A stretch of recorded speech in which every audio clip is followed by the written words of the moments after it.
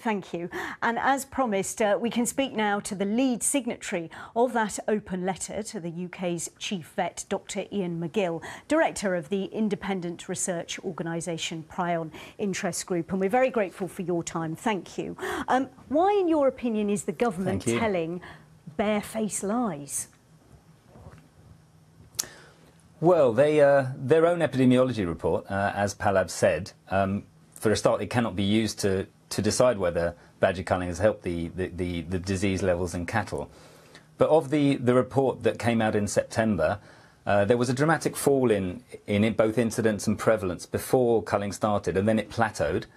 For year 4, the government used a calculated figure to say that the incidence, that's the risk of new breakdowns, is falling. But actually, we've looked at the 2018 figures, and there's been a huge spike in cases in the Gloucestershire cull zone. The new herd incidence is up by 55%. Now, if the government were correct with their fourth-year figures from the 2017 culls, the incidence and prevalence would be going down. Prevalence has gone up by 29%, or the number of herds infected has gone up by 29%, and the incidence it's gone up by 55%. So, you know, these are serious misclamations that they're saying here.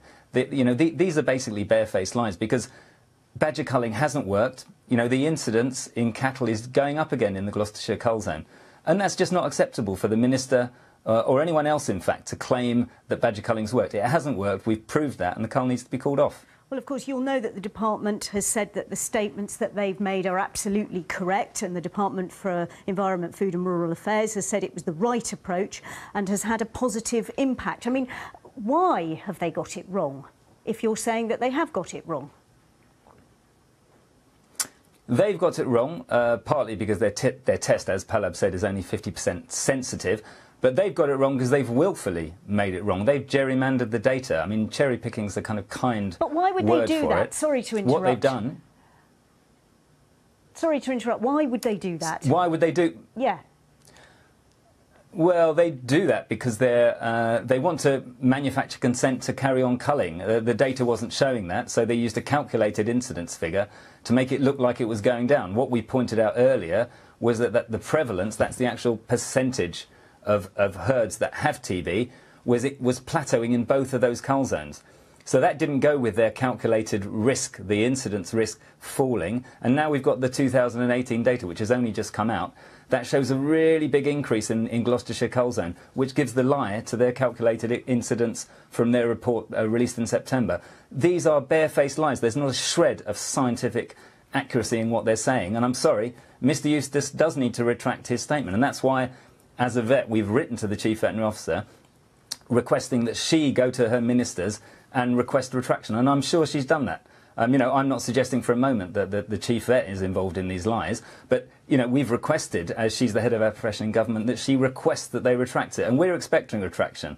The Godfrey report comes out tomorrow. You know, and this will be a big news story. And, you know, obviously our group has a lot to say on what the Godfrey report says. I can't tell you anything more because it's embargoed till tomorrow. That's a shame. But there's some serious issues there as well. OK, I mean, Dr McGill, the other thing is, of course, that you and your group are completely opposed to the badger cull as a policy, but it is, of course, supported by farmers, by the British Veterinary Association. What is it that you know that they don't?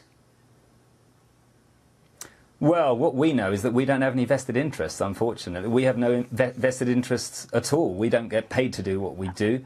We don't get any funding from DEFRA.